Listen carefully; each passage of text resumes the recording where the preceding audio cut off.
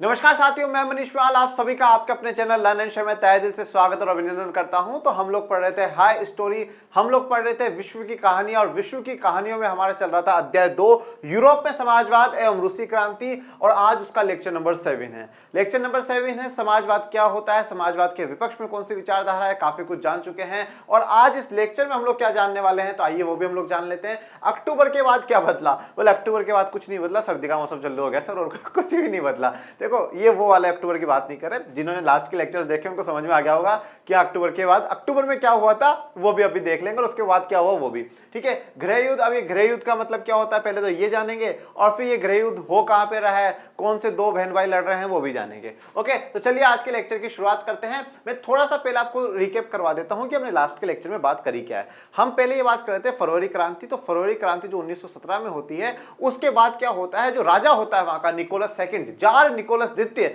उसको क्या है हटा दिया जाता है, उसको बिल्कुल एक धक्का मार करके निकाल दिया जाता है। अब फिर वहां पे किसकी सरकार बनती है? वहां पे सरकार बन जाती है अंतरिम सरकार। अंतरिम सरकार या प्रोविजनल गवर्नमेंट। जो प्रोविजनल गवर्नमेंट क्या होती है, जो चुनी भी नहीं है, निर्वाचित नहीं है, पर बन गई है। अब जब वो अंतरिम सरकार बन जाती है, उस अंतरिम सरकार के बनने के बाद अप्रैल 1917 में लेनिन जी रूस में एंट्री करते हैं और वो एक अप्रैल थीसिस देते हैं और उस अप्रैल थीसिस में ये कहते हुए ये विरोध करते हैं कि अंतरिम सरकार भी हटनी चाहिए और समाजवाद की क्रांति आनी चाहिए। और समाजवाद की क्रांति लाते लाते अक्टूबर में 24 अक्टूबर को क्या है, जो पेट्रोग्राद वहां की राजधानी होती है, उस पर जो सोवियत है, जो बोल्शेविक पार्टी है जो लेनिन जी की है, वो क्या है अपना अधिकार जमा लेती है। और फिर दिसंबर तक मॉस्को से लेकर के पेट्रोग्राद तक किसका अधिकार क्षेत्र में आ जाता है? बोल्शेविक पार्टी के क्षेत्र में आ जाता है। अब इस अक्टूबर के बाद क्या बदला है, उस अक्टूबर की बात हम कर रहे हैं। तो हम आज जानते हैं कि उस अक्टूबर के बाद क्या बदलता है। मत लिख करके आ जाना सर, अक्टूबर नवंबर में आती है दिवाली और दिवाली की छुट्टियों के बाद एक तो मौसम बदल जाता है और मौसम के साथ साथ सर हमारे स्कूलों का समय भी बदल जाता है। यही बदलता है अक्टूबर के बाद और जीवन में कुछ भी नहीं बदलता सर। ठीक है, ऐसा बिल्कुल ही मत लिखिएगा। चलिए शुरुआत करते हैं। बोल्शेविक निजी संपत्ति खिलाफ। देखिए अब आप ये बात ध्यान रखिए, बोल्शेविक है कौन? देखिए बोल्शेविक कौन है जिसको लेनिन साहब ने कंट्रोल कर रखा। लेनिन साहब ने एक पार्टी बनाई बोल्शेविक, जिनका ये मानना है कि अगर कभी भी हमें आंदोलन करना हो, विरोध करना हो, एक तो पार्टी अनुशासित होनी चाहिए, डिसिप्लिन होनी चाहिए और उसमें पार्टी के जो मेंबर्स उनकी संख्याओं पर नियंत्रण होना चाहिए। ये बोल्शेविक था। ये बोल्शेविक पार्टी कौन सी विचारधारा पे चल रही है? समाजवाद वाली, कम्युनिस्ट साम्यवादी वाली जो विचारधारा है, जो किसकी है? कार्ल मार्क्स की, उस पर चल रही है। कार्ल मार्क्स समाजवाद में ये कहते हैं कि जो ये पूंजीपति होते हैं, जो बड़े बड़े उद्योगपति, जो बड़े बड़े अमीर लोग होते हैं, ये जो मालिक है ना, सिर्फ और सिर्फ अपना लाभ देखता है और हजारों मजदूरों का क्या करता है? शोषण करता है, उनके ऊपर अत्याचार करता है। ओके, और वो निजी संपत्ति के खिलाफ होते हैं। तो कार्ल मार्क्स की विचारधारा को लेनिन आगे बढ़ा रहे हैं और लेनिन की ही क्या है? बोल्शेविक पार्टी है। तो जो बोल्शेविक पार्टी के लोग होते हैं या ये बोल्शेविक जो होते हैं, ये क्या है? निजी संपत्ति के क्या है? खिलाफ है। ये प्राइवेट प्रॉपर्टी के खिलाफ है। बोले प्राइवेट प्रॉपर्टी होनी नहीं चाहिए, जो कुछ भी है सरकार के अंडर में हो, सरकार सबको घर बांटे कि तेरे घर में 2 बच्चे हैं, इतना काफी तेरे लिए, ज्यादा घर की क्या जरूरत है तुझे? ठीक है, तेरे घर में 5 बच्चे हैं, तुझे इतने खेत की जरूरत है, इससे ज्यादा खेत का तू क्या करेगा? मतलब 1 इंच जो जमीन है ना, वो भी किसके अंडर में हो? सरकार के अंडर में हो। ये इसलिए बोल्शेविक क्या है? निजी संपत्ति के खिलाफ है, वो उसके अगेंस्ट में है। नवंबर 1917 ज्यादातर उद्योग और बैंकों का क्या कर दिया गया? राष्ट्रीयकरण कर दिया गया। देखिए अप्रैल थीसिस में 3 बातें करी गई थी। अप्रैल थीसिस में जो लेनिन ने दी थी अप्रैल थीसिस, उसमें 3 बातें कही गई। पहला तो युद्ध समाप्त कर दिया जाए, तो युद्ध 1917 में खत्म हो गया। वो दूसरी बात कही गई थी कि जो जमीन है वो किसानों में बांट दी जाए, सामंतों से जमीन लेकर के किसानों में बांट दी जाए। और तीसरी बात की गई थी बैंकों का राष्ट्रीयकरण। राष्ट्रीयकरण का मतलब होता है, उद्योगों और बैंकों का राष्ट्रीयकरण का मतलब है कि जितने भी उद्योग या बैंक है जो प्राइवेट के अंडर में है, इन सबको क्या कर दिया जाए? राष्ट्रीयकरण कर दिया जाए। मतलब क्या है? सरकार के अंडर में लेकर के आ जाए। किसके अंडर में लेकर के आ जाए? सरकार के अंडर में। राष्ट्रीय मतलब देश, ठीक है, और देश को कौन चलाता है? सरकार चलाती है। तो जो ये बैंक और उद्योग है ये किसके अंडर में आ जाए? सरकार के अंडर में आ जाए। इनको भी सरकार चलाए, कोई भी प्राइवेट नहीं चलाएगा। तो नवंबर 1917 में उद्योग और बैंकों का क्या कर दिया गया? राष्ट्रीयकरण कर दिया गया। मतलब इनकी जिम्मेदारी कौन संभालेगी? सरकार संभालेगी। तो देखिए युद्ध खत्म हो चुका है, बैंकों का राष्ट्रीयकरण हो चुका है, तो अप्रैल थीसिस की 2 बातें तो पूरी हो चुकी है। फिर आगे इंटरलिंक करते जाइएगा। ये एरो जो मैं बनवाता हूं, ये इंटरलिंक करने के लिए आपको बनवाता हूं। ओके, स्वामित्व और प्रबंधन। स्वामित्व मतलब स्वामी मतलब मालिक, ठीक है, जो स्वामी होगा वो कौन होगा? सरकार होगी। ठीक है, प्रबंधन का मतलब होता है मैनेजमेंट। इनका मैनेजमेंट अब कौन संभालेगा? सरकार संभालेगी। ठीक है, देखिए तो सबसे पहले बोल्शेविक निजी संपत्ति के खिलाफ हुए, उद्योग और बैंकों का राष्ट्रीयकरण किया गया। उसका मतलब क्या है, स्वामित्व और जो प्रबंधन है अब उसको कौन संभाल रहा है, सरकार के नियंत्रण में। किसके कंट्रोल में आ गया, सरकार के कंट्रोल में आ जाता है। जमीन को सामाजिक संपत्ति घोषित कर दिया गया और जितनी भी जमीनें थी उन सबको क्या सामाजिक संपत्ति घोषित कर दिया गया। तो सामाजिक संपत्ति घोषित करते ही बोल दिया गया वो किसी की प्राइवेट है ही नहीं, निजी संपत्ति के खिलाफ है, तो इसलिए बोल दिया गया जो भी संपत्ति है वो सामाजिक है, समाज की है, वो किसी एक पर्टिकुलर एक इंडिविजुअल की नहीं है। ये जो मैंने आपको यहाँ पर दिखाया है ये रशिया का केंद्रीय बैंक है, सेंट्रल बैंक है। जैसे हमारा सेंट्रल बैंक है ना भारतीय reserve bank, reserve bank of India, वैसे ही ये वहां का केंद्रीय बैंक है, बैंक ऑफ रशिया। ओके, वहां की तस्वीर दिखाई, क्यों बात करिए, बैंकों का राष्ट्रीयकरण से लिंक करने के लिए तस्वीर मैंने आपको दिखाई है। तो ये वाली बात आपको क्लियर हो चुकी होगी, निजी संपत्ति के खिलाफ, उद्योग और बैंकों का राष्ट्रीयकरण। राष्ट्रीयकरण का मतलब है कि स्वामित्व और प्रबंधन किसके नियंत्रण में आ जाएगा, किसके कंट्रोल में आ जाएगा, सरकार के कंट्रोल में आ जाएगा, देश की सरकार उनको नियंत्रित करेगी। अब जमीनों को क्या है, सामाजिक संपत्ति घोषित कर दिया गया। जैसे ही जमीनों को सामाजिक संपत्ति घोषित कर दिया गया और किसानों को यह बात कह दी गई, किसानों को सामंतों की जमीनों पर कब्जा करने के लिए खुली छूट दे दी गई।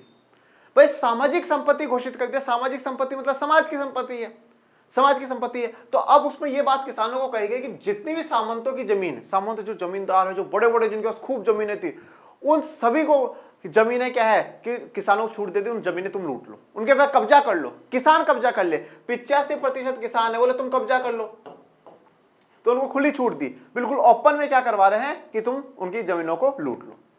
शहरों में बोल्शेविकों ने मकान मालिकों के पर्याप्त हिस्सा छोड़कर उनके बड़े मकानों के छोटे छोटे हिस्से कर दिए। ओके, देखिए जो सामाजिक संपत्ति में हम 2 पॉइंट यहाँ पे पढ़ रहे हैं। एक तो किसानों को सामंतों से बोल दिया कि भाई आप सारी जमीन उनकी छीन सकते हो, कब्जा कर सकते हो, खुली छूट है, आप पे किसी प्रकार की कोई कार्रवाई नहीं होगी, आप पे कोई किसी प्रकार का भी कोई एक्शन नहीं लेगा, सरकार आपके साथ है।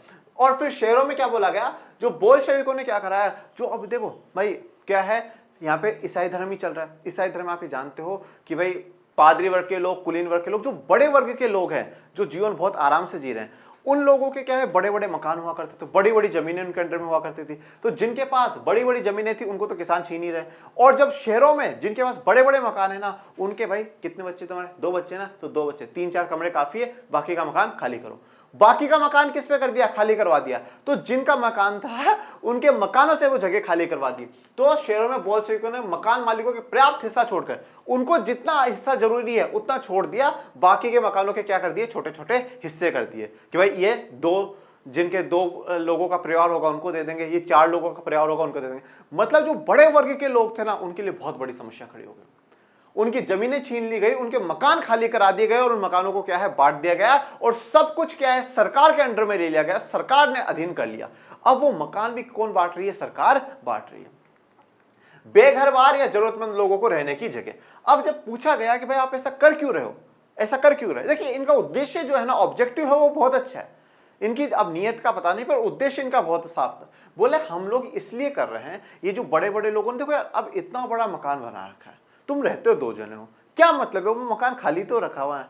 और हमारे देश में, मतलब मैं रूस की बात कर रहा हूं, हमारे देश में बहुत से ऐसे लोग हैं जो बेचारे सड़कों पे सोते हैं, जिनके पास मकान नहीं है। तो उससे अच्छा है कि भाई तुम्हारा मकान खाली पड़ा है, तुम्हारे जितनी आवश्यकता, ऐसा तो है नहीं कि तुम्हें घर से बाहर निकाल के हटा दिया हमने पूरा मकान ही सरकार ने अंडर में ले लिया, नहीं ना, जितनी तुम्हें आवश्यकता है उतना तो दिया है। अब बाकी जो है वो बाकी जो भी बेघरवार है, जो घर नहीं है जिनके पास, और जो जरूरतमंद लोगों को रहने की जरूरत है, उनको क्या ये घर मिल जाएंगे। तो तुम्हारी भी आवश्यकताएं चलती रहेंगी और उनको भी घर मिल जाएगा। तो यहाँ पे सरकार का जो उद्देश्य है वो अच्छा है। मैंने क्या कहा, समाजवाद जो बात करता है, समाज के कल्याण की बात करता है, तो यहाँ पे आपको कल्याण देखने को मिल रहा है। ये तस्वीर मैंने यहाँ पे ऐसे दर्शाई है कि जो गरीब लोग हैं, जो भिखारी होते हैं, जो सड़कों पर रहते हैं, आप हमारे देश में भी देख सकते हैं, भारत में भी देख सकते हैं, बहुत से लोग फुटपाथ पर ही सो जाते हैं, उनके पास घर नहीं है, उनके पास मकान नहीं है। पर हमारे देश में ऐसा नहीं है कि सरकार भाई अच्छा आपके घर में कितने कमरे हैं, इतने की आपको जरूरत नहीं, खाली करो, ऐसा नहीं। हमारे देश में सरकार क्या करती है, आवासीय योजनाएं चलाती हैं, ठीक है, मकान बना बना करके गरीबों में बांटती है। ओके, ये रूस की बात है, हमारा भारत तो बिल्कुल सबसे महान है, उनकी तो हम बात ही अलग है। अभिजातीय वर्ग पदवियां रोक, देखिए अब यहाँ पे समानता लाना चाहता है, जो बोल्शेविक के समुदाय है वो समानता लाना चाहता है, समाज के सभी वर्गों को समान करना चाहता है। तो इन्होंने क्या करा, अभिजातीय वर्ग। अभिजातीय वर्ग का मतलब क्या है, जो बड़ा वर्ग है, जो पादरी वर्ग है, जो कुलीन वर्ग है, अब वो क्या है, पदवियों मतलब टाइटल्स। आप देखते होंगे कि जो राजा महाराजा हुआ करते हैं वो अलग अलग प्रकार के टाइटल्स लगा लेते थे, भाई मैं ये हूँ, मैं ऐसा हूँ, मैं वो हूँ, ठीक है। जैसे आप इंडिया में भी देखेंगे तो जब हम हैदराबाद को मिला रहे थे ना भारत में, तो उसमें क्या था, वहां का जो राजा था उसने निजाम टाइटल ले रखा था। तो अलग अलग राजा महाराजा क्या करते थे, अलग अलग पदवियां लगा लेते थे, अपने नाम के आगे ऐसा लगा लेते थे, मैं ये हूं। तो उससे क्या है, उनका जो पद है ना वो और भी ऊंचा लगता था, और ये है, खुद को भगवान के बराबर दिखाने की कोशिश करी जाती थी। तो ऐसी पदवियों को क्या है, हटा दिया गया, उन पर रोक लगा दी गई, मना कर दिया गया भाई कोई भी ऐसी पदवियां नहीं लगाएगा, लगाया तो सीधे जेल में मिलोगे। अब किसी के आगे कोई पदवियां नहीं लगेगी, सब क्या है, बराबर है। तो यहाँ पर ये जो पॉइंट दिखाया गया है, ये किस चीज को दर्शाता है, समानता को दर्शाता है, इक्वलिटी को दर्शाता है कि भाई सब क्या है, बराबर है। अगर मैं हमारे देश के संविधान की बात करूं तो हमारे संविधान ने भी इस चीज का ध्यान रखा है। हमारे संविधान का अनुच्छेद 18 आर्टिकल 18 ये कहता है कि कोई भी किसी भी इंसान किसी भी प्रकार की पदवियां नहीं लगा सकता अपने नाम के आगे, मैं ये, मैं महाराजा, मैं राजा, मैं ये वो, सब हमारे देश में समान है।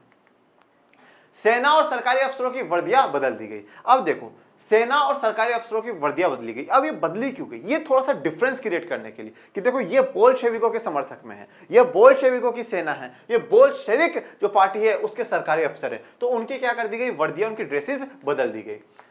1918 में एक परिधान प्रतियोगिता, परिधान मतलब एक कपड़ों की प्रतियोगिता, एक कंपटीशन करा गया, जिसमें क्या हुआ, सोवियत टोपी बुदियोनोका का चुनाव किया गया। ठीक है, अब क्या हो, जब परिधान प्रतियोगिता हुई, कपड़ों का एक कंपटीशन हुआ, तो उसमें अलग अलग कपड़े बनवा करके मंगवाए गए कि हम एक बेहतरीन ड्रेस बनवाएंगे। तो उसमें जो टोपी है, सोवियत टोपी बुदियोनोका, ये वाली है बुदियोनोका। ठीक है, ये वाली बुदियोनोका टोपी है, मतलब पूरी एक तरीके से हेलमेट की तरह देख सकते हो, ऊपर तक यहां तक का पूरा कवर होगा, ये पूरा कवर होगा। तो ये टोपी क्या है, ये एक सोवियत की क्या बन गई, निशानी बन गई। और ये टोपी का जो ऊपर वाला भाग है ना, यहां पर आपको जो लाल झंडा और उसके ऊपर जो कम्युनिस्ट पार्टी का जो चिन्ह है, कम्युनिस्ट पार्टी का कौन सा चिन्ह है, यू बना करके, यू वाला, ठीक है, ये वाला जो चिन्ह है ये बना हुआ नजर आएगा। ठीक है, तो ये क्या बन गई कि बोल्शेविक पार्टी की एक निशानी बन गई, उनके सेना के अधिकारियों की, उनके अफसरों की ये एक निशानी बन गई। तो मतलब एक डिफरेंस क्रिएट करने में कि भाई बोल्शेविक पार्टी के ये लोग हैं।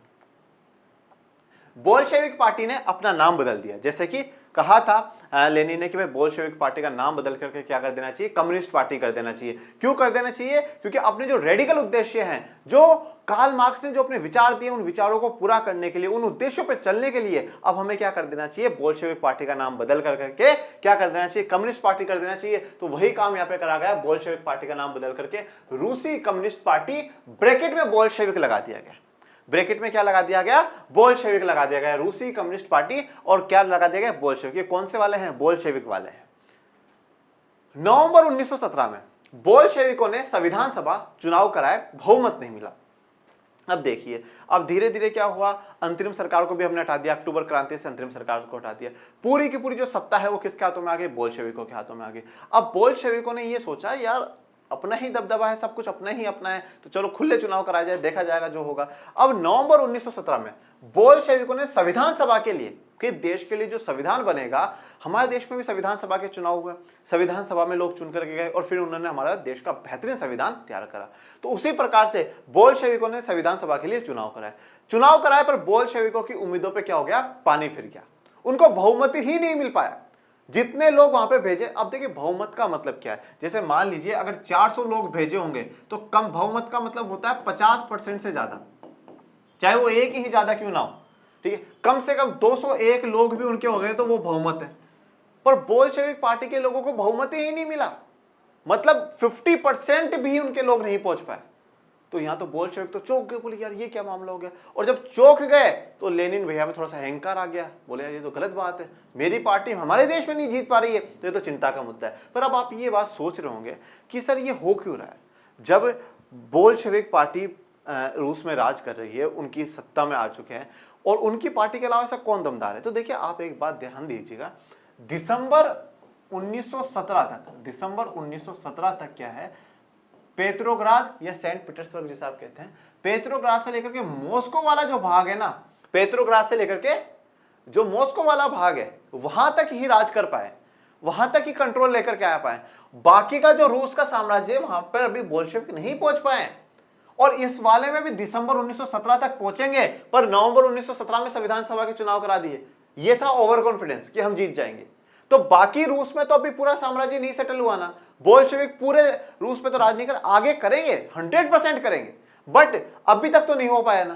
तो अभी जब 1917 में संविधान के चुनाव करा दिए तो वो हारना तय था, तो बोल्शेविकों को बहुमत नहीं मिल पाया। जनवरी 1918 में असेंबली ने बोल्शेविकों के प्रस्ताव को खारिज कर दिया। अब देखो नवंबर 1917 में चुनाव हुए तो वो संविधान सभा चुन करके आ गई। अब चुन करके आ गई तो क्या करेगी, संविधान सभा बनाने के लिए बैठेंगी, मीटिंग करेंगी। तो जनवरी 1918 में बैठती है। अब असेंबली या सभा, ठीक, आप असेंबली बोलते हैं, तो वो संविधान सभा की हम लोग बात कर रहे हैं। उस संविधान सभा ने क्या करा, अब देखिए उस सभा में क्या है, बोल्शेविक पार्टी के भी लोग हैं। भाई बहुमत नहीं मिला, कुछ तो जीत करके गई हैं, कुछ तो जीत करके गई हैं। और जो बाकी दूसरी पार्टी के लोग हैं जो संविधान सभा में बैठे हैं, उन्होंने क्या करा, बोल्शेविकों के जो प्रस्ताव थे, जो बोल्शेविकों ने बात रखी कि संविधान में यह प्रावधान होना चाहिए, संविधान में यह प्रावधान होना चाहिए, संविधान में यह प्रावधान होना चाहिए, जो भी प्रस्ताव रखे उन सबको क्या कर दिया, खारिज कर दिया। बोले कि जाओ, हम नहीं मान रहे बोल्शेविकों की बात। बोले हम नहीं मान रहे हैं बोल्शेविकों की बात। ये मैंने एक वहां के रूस की संविधान सभा की एक तस्वीर आपको दिखाई है। तो उन्होंने खारिज कर दिया। लेनिन ने असेंबली बर्खास्त कर दी। तो लेनिन जी ने बोले तुम हमारी बातों को हटाओगे, हमारी बातों को काटोगे, हमारे प्रस्ताव को खारिज करोगे, तो चलो मैं तुम्हारी ये जो असेंबली बनाई है ना, इसको ही बर्खास्त कर देता हूं, इसको ही हटा देता हूं। अब जब पूछा गया लेनिन भैया से, बोले क्या कारण है कि आप इस जो संविधान सभा जिसको लोगों ने चुना है, जो निर्वाचित सभा है, आप ही तो मांग करते थे निर्वाचित सरकार का गठन हो, समाजवादी सरकार का गठन हो, तो अब ऐसी क्या समस्या आ गई कि आप इस असेंबली को ही बर्खास्त कर रहे हो? तो अब इन्होंने क्या कारण दिया वो सुनिएगा।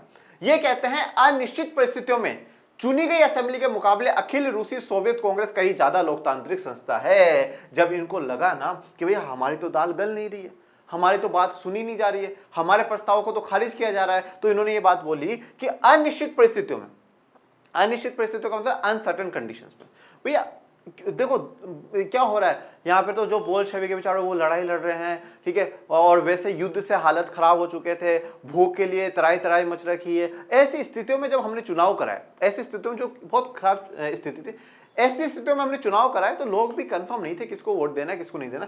तो अनिश्चित परिस्थितियों में हमने चुनाव कराए, और ऐसे चुनाव ऐसी असेंबली की तुलना में तो वो ज्यादा बेहतर है जो लोगों ने खुद ने बना रखी है। कौन सी? अखिल रूसी सोवियत कांग्रेस। अब इसमें लोगों ने खुद ने कैसे बना रखी है भाई? लोगों के जो ग्रुप्स बन रखे थे सोवियत, उन सबको मिलाकर के ही तो अखिल रूसी सोवियत कांग्रेस बनी है।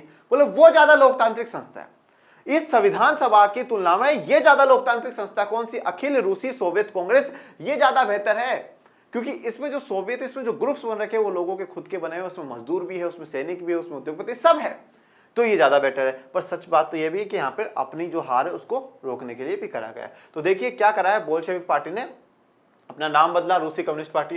नवंबर 1917 में संविधान सभा के चुनाव कराए, बोल्शेविकों को बहुमत नहीं मिलता है, बहुमत नहीं मिलता है। फिर जनवरी 1918 में जो भी बोल्शेविक संविधान सभा में बात रखते हैं उसको खारिज कर दिया जाता है। जैसे ही खारिज कर देंगे तो वो क्या है, लेनिन असेंबली को भी बर्खास्त कर देंगे, खत्म कर देंगे और कहेंगे हम इससे बेहतर तो क्या अखिल रूसी सोवियत कांग्रेस है। ये एक संविधान सभा की तस्वीर आपको दिखाई गई।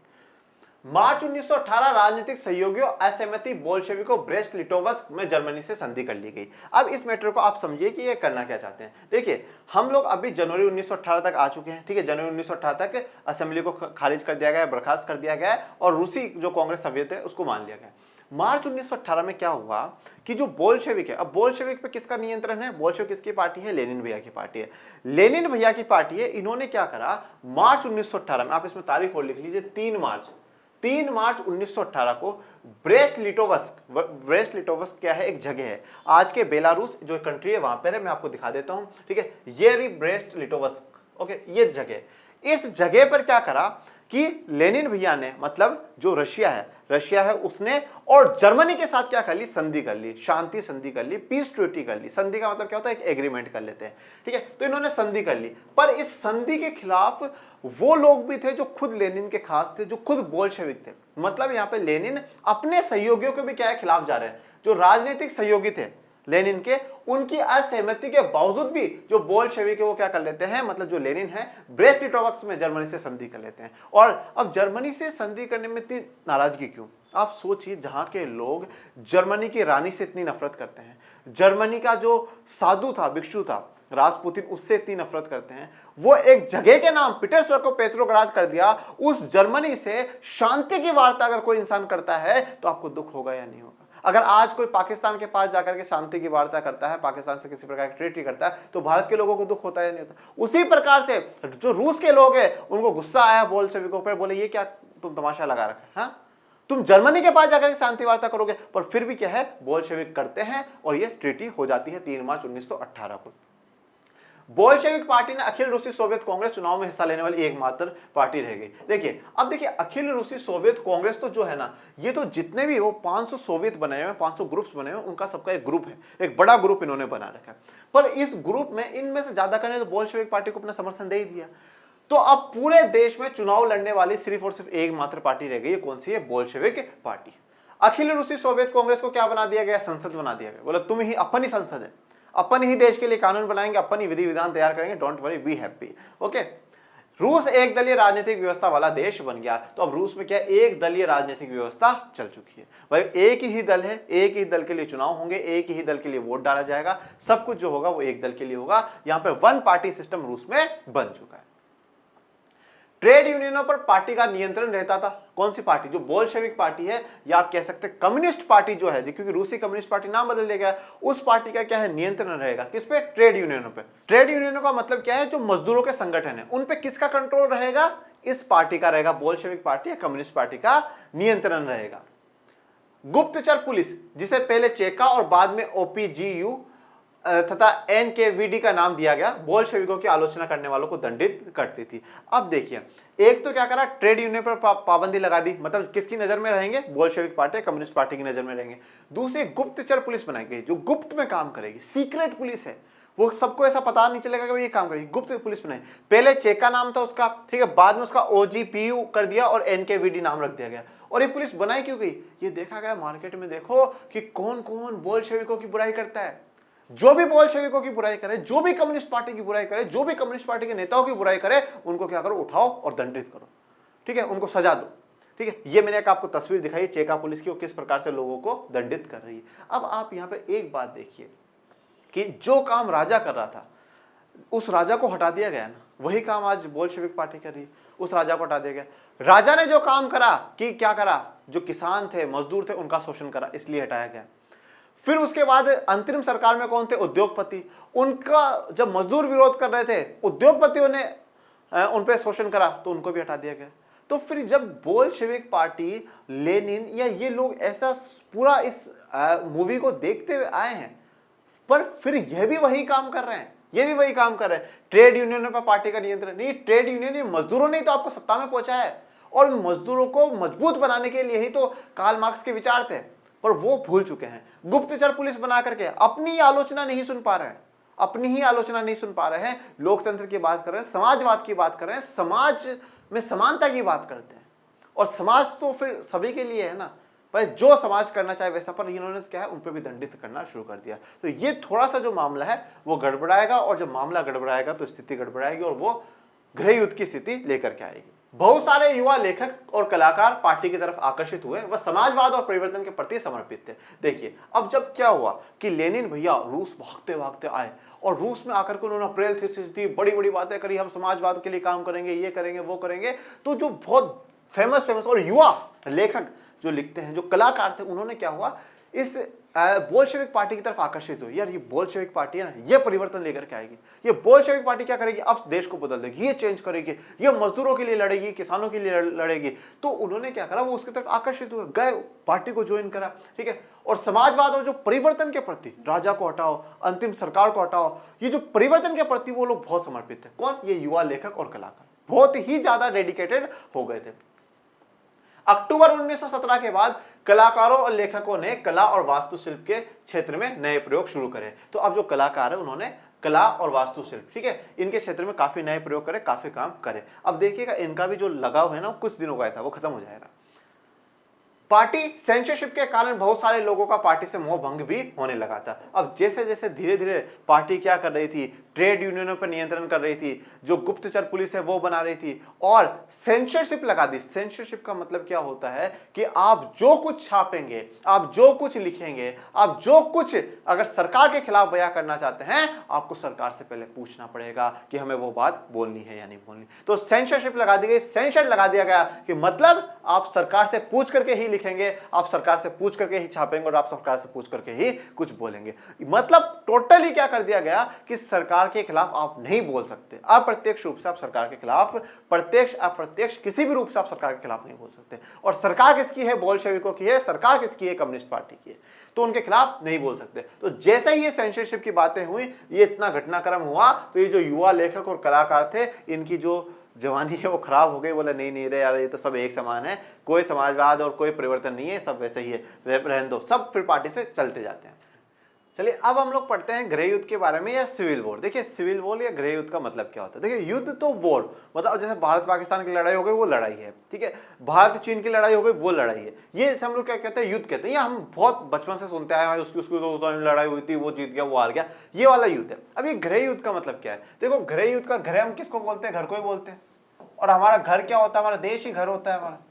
मतलब देश के अंदर ही ऐसी स्थितियां पैदा हो जाएं जब दो समुदाय या दो वर्ग के लोग लड़ने लग जाए, उसको हम लोग क्या कहते हैं? गृह युद्ध कहते हैं। ओके, मतलब देश के अंदर ही दो समुदाय लड़ने लग जाए, उसको हम लोग क्या कहते हैं? गृह युद्ध कहते हैं। अब एक छोटा सा आम जीवन से हम एग्जांपल लेते हैं, ठीक है। दो पड़ोसियों की लड़ाई हो, ठीक है, दो पड़ोसियों की लड़ाई हो तो वो क्या है? लड़ाई है, ठीक है। उसे आप युद्ध का नाम दे सकते हैं। पर घर में ही दो बहन भाई ऐसे पकड़ पकड़ कर घुमा घुमा करके मारे, वो क्या है? वो गृह युद्ध है, जिसमें फिर क्या है? किसको एक्शन लेना पड़ता है? प्रशासन को एक्शन लेना पड़ता है। प्रशासन कौन है? आपके मम्मी पापा।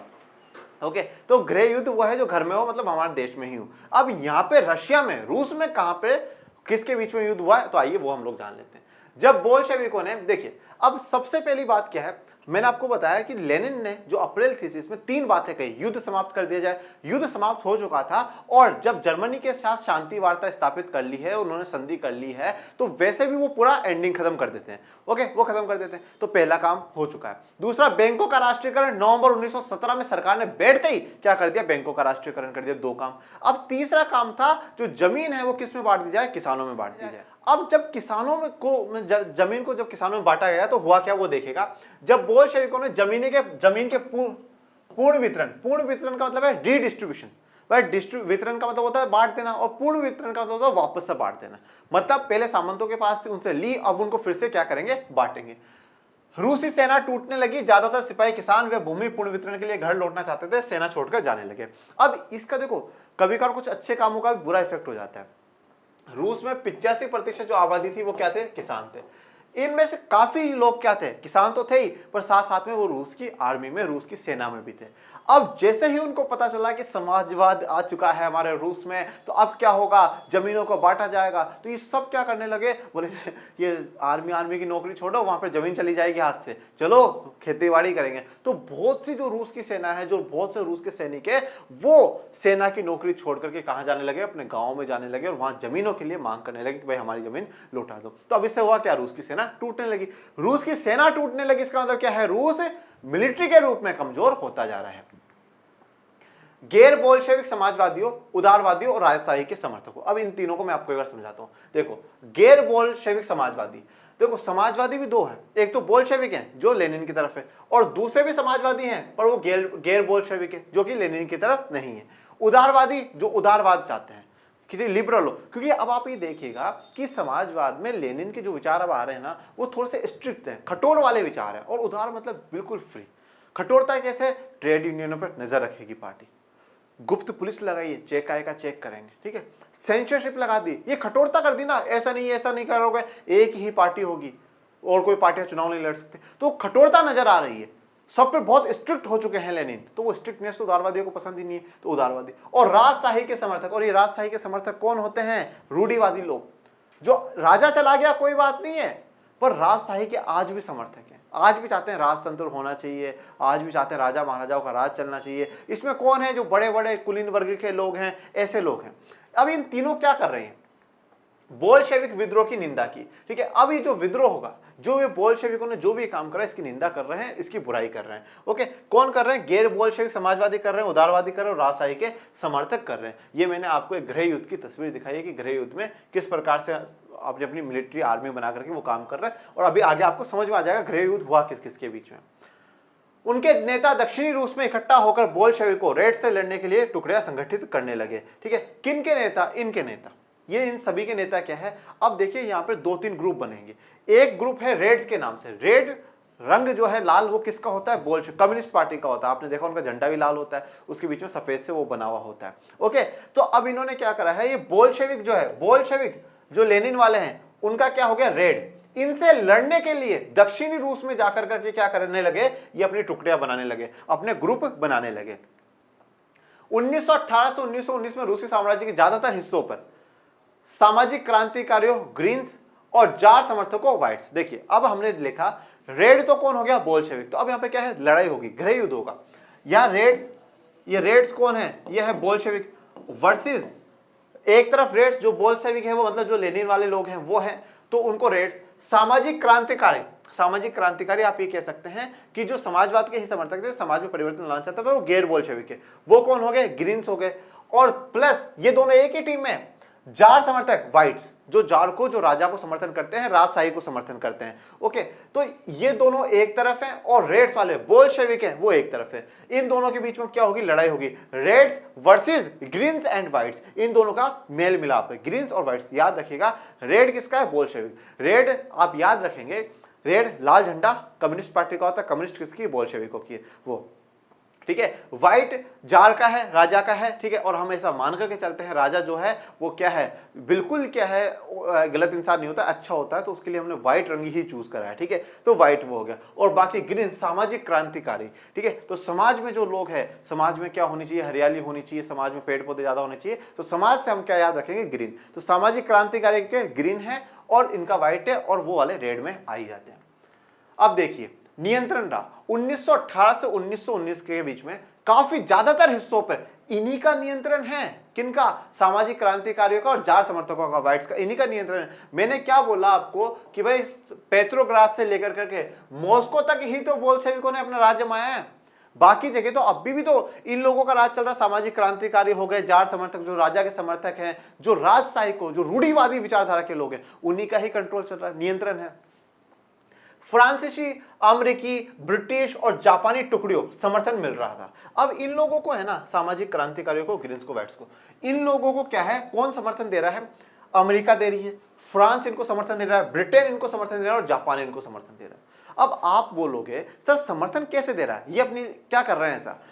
भाई गृह युद्ध है तो देश में चल रहा है, पर ये लोग क्या है? इन लोगों को समर्थन कर रहे हैं। भाई तुमको कोई हथियार चाहिए, हम देंगे तुमको, और कोई पैसे टक्के से, तुम्हें खान पीन से कोई भी समस्या है हमें बोलो, हम समर्थन कर रहे हैं। ये देश देखो, ये लोग समर्थन कर रहे हैं, समर्थन कर रहे हैं। और समर्थन कर क्यों रहे हैं? ऐसा क्या फायदा मिल जाएगा अगर ये वाला ग्रुप जीत जाता है? रूस में समाजवाद के खिलाफ है। ये जितने भी देश अभी आपने यहाँ पे नाम पढ़े, ये सब के सब पूंजीवादी देश, ये सब के सब क्या है? पूंजीवादी देश। तो ये चाहेंगे ही नहीं ना कि भाई इनके विचारधारा के खिलाफ वाली विचारधारा दुनिया में पनपे। अगर समाजवाद आज रूस में पैर फैला लेता है और बहुत पॉपुलर हो जाएगा, तो कल को हो सकता है कि आसपास के देशों में और हो जाए, फिर धीरे धीरे पूरे विश्व में क्या हो? समाजवाद को अपनाया जाने लगे। होना नहीं चाहिए, फिर तो पूंजीवाद तो बिल्कुल खत्म हो जाएगा, हमारी जो विचारधारा है वो तो खत्म हो जाएगी। तो ये क्या चाहते थे कि रूस में समाजवाद के खिलाफ हो। ये वाला ग्रुप जीतता है तो क्या है? समाजवाद के खिलाफ होगा, क्योंकि इसमें कौन है?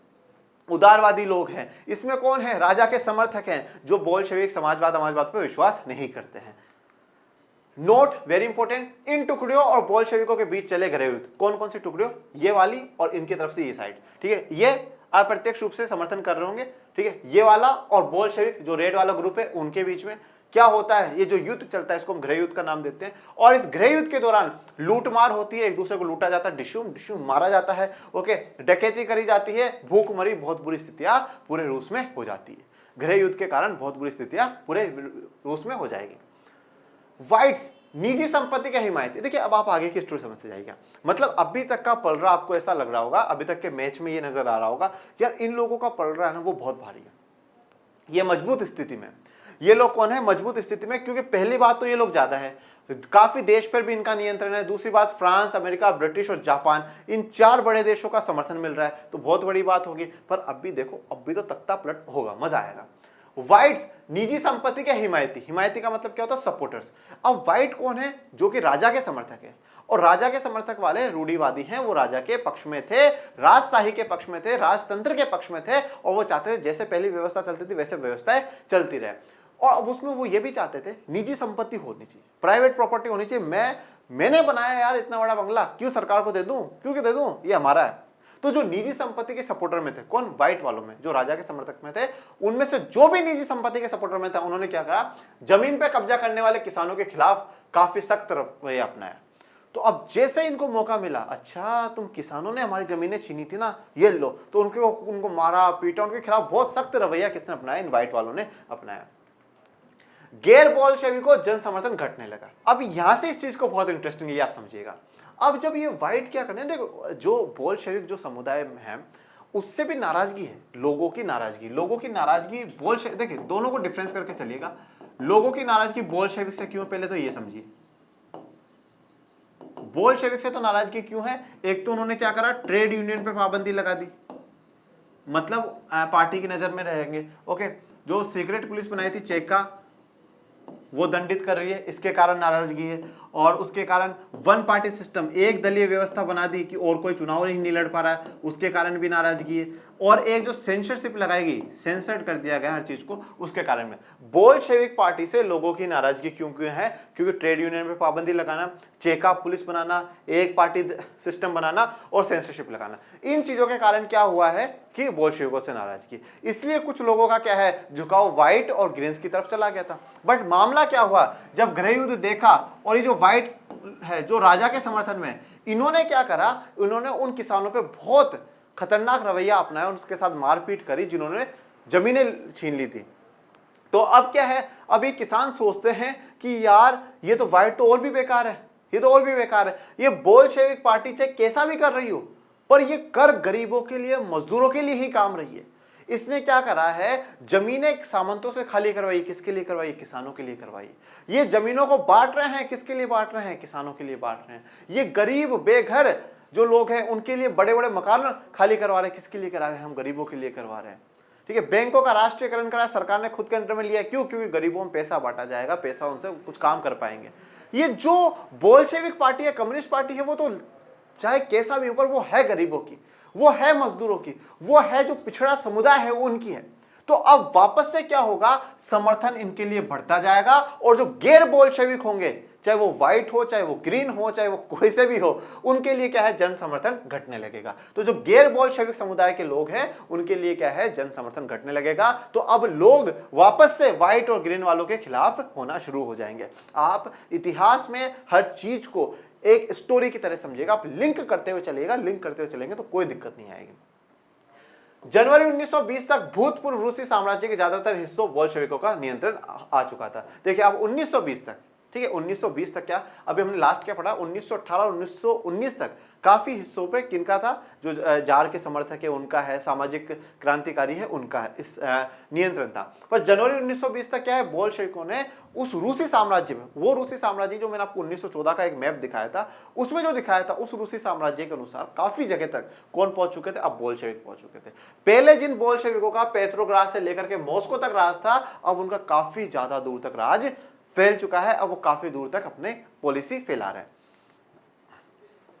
गैर रूसी राष्ट्रवादियों और मुस्लिम विरोधियों का भी समर्थन यहां पे मिला। देखिए गैर रूसी राष्ट्रवादी, अब गैर रूसी राष्ट्रवादी कौन है, देखिए आप ये देखिएगा, रूसी साम्राज्य में भी है ना, एक तो रूस वाला भाग है, उसके बाद जो पास की जो कंट्रीज, अभी हम आगे पढ़ेंगे, 1922 में एक सोवियत संघ बनेगा, यूएसएसआर बनेगा, जो 1991 में जाकर के टूटेगा शीत युद्ध के बाद। शीत युद्ध का जैसे खत्म होगा वो टूट जाएगा, और उसके खत्म होने के, टूटने के साथ ही शीत युद्ध खत्म होता है, वो एक अलग मुद्दा है।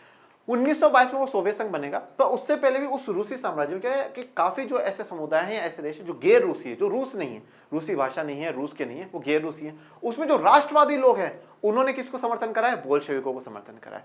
और जो मुस्लिम जदीदियों थे, ये कौन थे, जो परिवर्तन चाहते हैं, जो चेंज चाहते हैं, जो मुस्लिम समुदाय के हैं और जो परिवर्तन चाहते हैं, उन्होंने भी किसको समर्थन करा है, बोल्शेविक पार्टी को समर्थन करा है। तो आप यहाँ पे देखिएगा, मजदूर, किसान, मुस्लिम और यहाँ पे गैर रूसी राष्ट्रवादी जो सब हैं वो बोल्शेविक पार्टी के समर्थन में फिर से आ जाएंगे।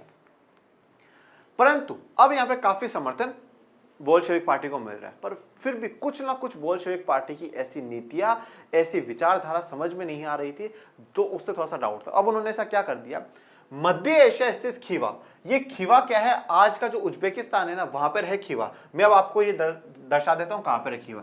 ये उज्बेकिस्तान है, इस उज्बेकिस्तान में जहां मैं टिक कर रहा हूं, ये वाला जो पॉइंट है वो खीवा, ठीक है, खीवा वाली जगह। इस खीवा वाली जगह पे क्या करा इन्होंने, मध्य एशिया स्थित खीवा में बोल्शेविक उपनिवेशकों ने समाजवाद की रक्षा के नाम पर स्थानीय राष्ट्रवादियों को बड़े पैमाने पर कत्लेआम किया। देखिए, अब ये जो राष्ट्रवादी है ये गैर रूसी है, क्योंकि ये तो उज्बेकिस्तान के हैं भैया, उज्बेकिस्तान वाले इलाके में, पर यहाँ पर उपनिवेश बना रखा है। किसका राज चल रहा है? रूस का चल रहा है। तो अब ये तो गैर रूसी है, ये राष्ट्रवादी तो समर्थन कर रहे हैं बोल्शेविक को, ये तो बोल्शेविक पार्टी को समर्थन कर रहे हैं, लेनिन को समर्थन कर रहे हैं। पर ये जो बोल्शेविक पार्टी के ही लोग हैं ना, वो वहां पे क्या कर रहे हैं? लोगों को मार रहे हैं, उनका कत्लेआम कर रहे हैं। क्यों कर रहे हैं? बोले ये लोग समाजवाद के लिए खतरा है। तो यहाँ पे तो लोग कंफ्यूजन में हो गए, यार हम तो तुम्हें समर्थन कर रहे हैं, तुम्हें सपोर्ट कर रहे हैं, हाँ ना तो हम तुम्हारे रूस के हैं ना और कुछ है, उसके बावजूद भी हम तुम्हें समर्थन कर रहे हैं और तुम हमारे ही लोगों को मार रहे हो। बोले हाँ यार बात तो सही है, ये तो लफड़ा है, सुधारा जाएगा इस चीज को, इस गलती को सुधारा जाएगा। तो सुधारने के लिए आगे कुछ स्टेप्स लिए जाएंगे और उसमें फिर क्या करा जाएगा? यूएसएसआर बनाया जाएगा, जिसका हम हिंदी में बोलते हैं सोवियत संघ। वो सोवियत संघ बना लिया जाएगा और ये सोवियत संघ बन जाएगा। ज्यादातर गैर रूसी राष्ट्रीयताओं को सोवियत संघ यूएसएसआर दिसंबर 1922 में रूसी साम्राज्य में से बोल्शेविकों द्वारा स्थापित किया गया राज्य के अंतर्गत राजनीतिक स्वायत्तता दे दी गई। अब क्या करा गया? अब एक संगठन, एक सोवियत संघ बना लिया गया दिसंबर 1922 में। उसमें काफी जो देश आसपास के उनको जोड़ लिया गया, जो रूसी साम्राज्य में थे नहीं थे उनको जोड़ लिया गया। अब जब ये बात बोले यार तुम तो हम पे अत्याचार करो, और बोले कैसा अत्याचार? भाई भाई ये तुम चिंता मत करो। बोले जो भी देश, जैसे मान लो कि भाई ये रूस है और इसके पास में, जैसे मैं उज्बेकिस्तान की बात कर लेता हूँ, वो अगर यहाँ पे रहे, अगर इसके साथ में आ जाता है, तो अब उनको ये बात बोलेगी हम आपको राजनीतिक स्वायत्तता देंगे। राजनीतिक स्वायत्तता का मतलब होगा पॉलिटिकल ऑटोनॉमी। ऑटोनॉमी जैसा आप बहुत से सुनते होंगे, कॉलेज का ऑटोनोमस होना, मतलब वो अपने अनुसार चलाएंगे। स्वायत्तता का मतलब है फ्री हो, आप फ्री हो। राजनीतिक स्वायत्तता का मतलब है आप अपना कानून व्यवस्था, आप अपना राजपाट जो चलाना है वो आप अपने हिसाब से चलाओ, आप हमसे जुड़ कर करो, आप बिल्कुल फ्री हो, हमारी तरफ से कोई दिक्कत वाली बात नहीं। रूस आप पे कभी कोई पाबंदी नहीं लगाएगा, मजे से जीवन जियो, ये बात कही जाती है रूस के द्वारा यूएसएसआर में जुड़ने के बाद। बट बोल्शेविकों ने स्थानीय सरकारों पर कई लोकप्रिय और सख्त नीतियां अपनाई।